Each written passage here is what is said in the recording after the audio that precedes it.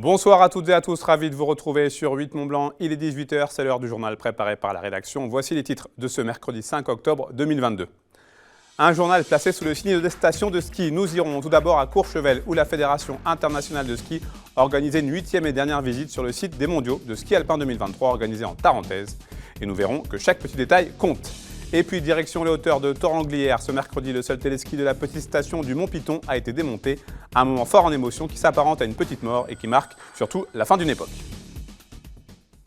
Je vous disais en titre, à quelques mois des championnats du monde de ski alpin qui se dérouleront à Courchevel et Méribel, la Fédération internationale de ski s'est rendue ce mercredi matin au pied des pistes et des structures qui accueilleront donc les meilleurs skieurs mondiaux en février prochain.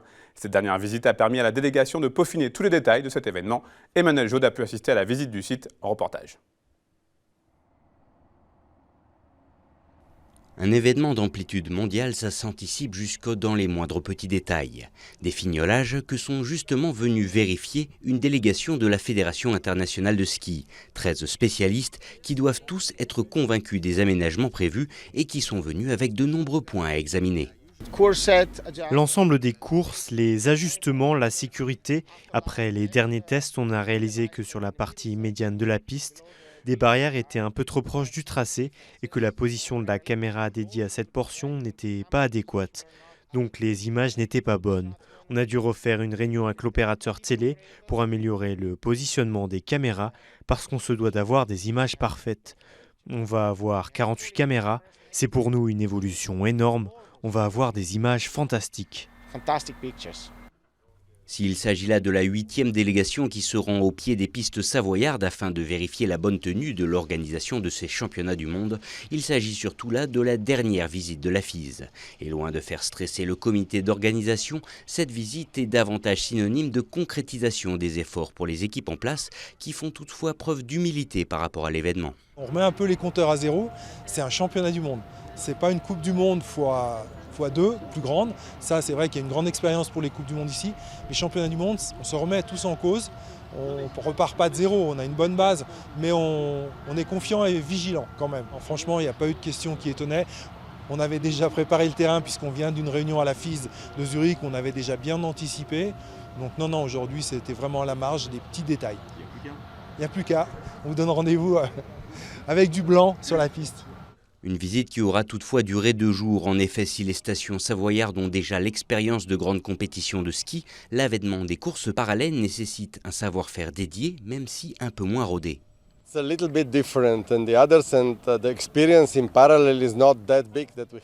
C'est un peu différent car pour les courses en parallèle, on a beaucoup moins d'expérience que sur les autres courses.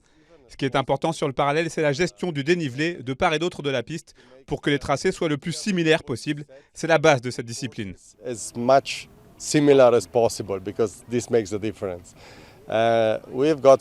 Heureusement, on a pu se forger une petite expérience ces dernières années et aujourd'hui, on en est arrivé à faire nos pistes à l'aide d'un GPS ultra précis pour avoir des différences inférieures au centimètre.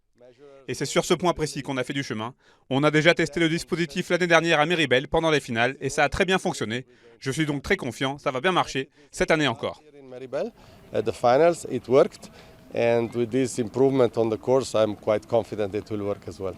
Reste donc la dernière ligne droite avant ces championnats du monde. Mais la prochaine fois que des émissaires de la FIS viendront ici, ce sera à l'occasion du fameux Snow Control à quelques jours à peine du début des festivités. Et on reste dans le domaine du ski. On prend cette fois la direction du Mont Piton où le manque d'enneigement, sa vétusté et son statut déficitaire auront eu raison du seul téléski de cette microstation. Ce mercredi matin a eu le démontage du téléski des terreaux sur les hauteurs de Torrenglières. N'étant plus adaptée aux enjeux environnementaux et économiques, la station de seulement 2 pistes, mais a donc à son tour la clé sous la porte. Lucas Ruche a pu assister à son démantèlement fort en émotion qui sonne comme la fin d'une époque. Reportage. L'instant est solennel à plus d'un titre. Construit en 1970, le téléski des terreaux situé sur les hauteurs du hameau de Mont-Piton ne fonctionnera plus jamais. Son démantèlement a eu lieu ce mercredi, sous les yeux nostalgiques des habitants locaux venus se rappeler leurs plus beaux souvenirs. On est venu skier ici depuis tout petit, quoi. Ouais, avec mes parents, on venait skier à Mont-Piton, à Orange. Ouais, ça fait mal au cœur. Déjà fermée l'hiver dernier par manque de neige, cette station familiale de moyenne montagne était devenue trop vétuste et pas assez rentable. La fermeture était alors inéluctable. pense que pour bon nombre d'habitants, il y a un pincement au cœur, il y a un peu de nostalgie qui va s'effacer. Pourquoi? Parce que le téléski, on se souvient que de bons moments. Il n'y a jamais eu de mauvais moments au téléski. On rencontrait des gens, on discutait, et ils avaient une fonction sociale qu'on aura du mal à retrouver aujourd'hui. De plus, avec les problèmes de pouvoir d'achat, de limitation des déplacements, elle était à une demi-heure d'Annecy, et même les enfants qui ne voulaient pas skier énormément, même s'ils faisaient 1 heure de ski, le coût permettait d'accepter une durée de ski moindre. Le démontage de ce téléski s'inscrit dans les éco-engagements pris par Domaine Skiable de France, le syndicat national des exploitants de remontées mécaniques. Les enjeux économiques et écologiques ne permettant plus à ce modèle-là d'exister. Je pense que c'est un territoire qui a bien d'autres atouts et qui reste un point d'attractivité. Il y a plein de belles choses à côté, il n'y a qu'à se tourner pour voir une montagne magnifique. Donc je crois que les élus, on est arrivé à un point où c'est un choix de raison et il faut l'entendre comme ça. En 10 ans, le nombre de remontées mécaniques a été réduit de 16%. Les petites stations familiales comme celle de Montpiton étant les principales touchées. Et on reparle du Lyon-Turin. Arthur Boisneveu, le maire de Barbera, près de Chambéry, a exprimé la semaine dernière sa position personnelle sur le projet ferroviaire.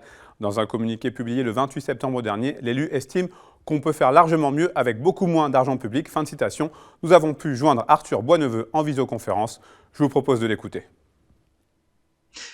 Écoutez, le constat qu'on fait, c'est que c'est un projet qui est daté de plus de 40 ans, avec des scénarios d'augmentation du trafic qui justifiaient, dans un premier temps, la saturation des lignes et du coup, à terme, la nécessité de construire un nouveau tunnel.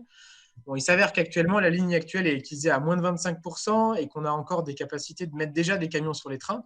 Puis au-delà de cette question même de l'utilité d'une nouvelle ligne, il y a vraiment la question du modèle qu'on veut avoir. Est-ce qu'il est toujours nécessaire de renforcer les échanges de marchandises entre les pays, alors que les différentes crises qu'on vient de subir, que ce soit le Covid ou même la crise en Ukraine, démontrent qu'on a besoin d'avoir des productions au niveau local, au niveau national, et qu'on ne soit pas dépendant de nos partenaires. Ce qui me gêne, c'est qu'en fait, on a effectivement plusieurs milliards d'euros qui sont dédiés sur ce projet. Alors, c'est de l'argent public, hein, qu'on le dise. Moi, je n'aime pas qu'on nous fasse croire que ce n'est pas l'argent des Français. Non, c'est l'argent en fait, des Français, des Italiens et du coup des Européens globalement. Et la France contribue au budget de l'Union européenne.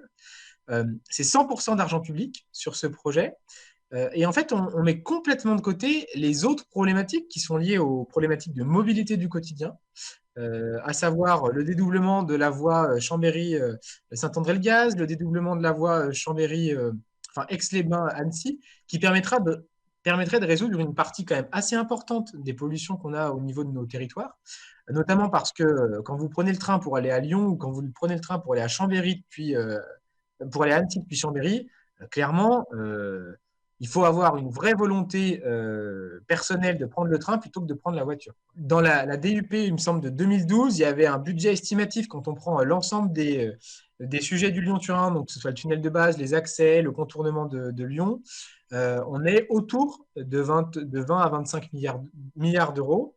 Les prévisions qu'il y a sur le dédoublement de la voie entre Chambéry et Saint-André-le-Gaz, sur la suppression des passages à niveau sur la ligne Culose-Modane, ou le changement du matériel roulant, on peut estimer que c'est 4 à 5 fois moins cher.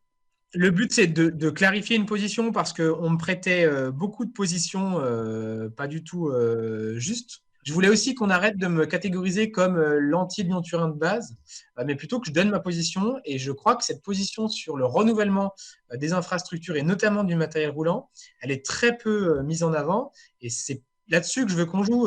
Je ne vais pas aller bloquer le chantier actuel, hein, qu'on soit clair. Je regrette juste qu'on concentre des milliards d'euros sur un projet et qu'on ne parle pas de l'essentiel, en fait. Comment faire en sorte que dans les prochaines années, on améliore le quotidien des habitants qui vivent aux abords des voies ferrées.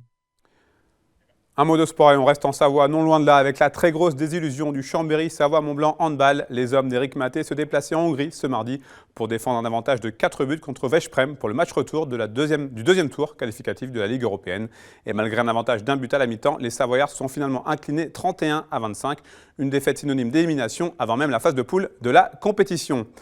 Et puis enfin, un dernier mot de football. À l'instar de nombreuses autres municipalités, la ville d'Annecy ne diffusera pas les matchs de la Coupe du Monde qui aura lieu au Qatar à partir du 20 novembre prochain. L'annonce officielle a été faite ce mardi soir. Cela signifie qu'il n'y aura pas de fan zone au Parc des Sports d'Annecy, comme cela avait été le cas en 2018. C'est la fin de cette édition. Merci à vous pour votre fidélité à l'information sur 8 Mont Blanc. Merci à toute l'équipe. Tout de suite, vous le savez, la météo préparée par Thierry Paune. Vous avez ensuite rendez-vous avec l'aparté de la rédac, Marion Poitvin, CRS et guide de haute montagne entre autres, et notre invité. Passez une très belle soirée. Prenez soin de vous et de vos proches. Je vous retrouve jeudi pour un nouveau point complet sur l'information sur 8 Mont Blanc.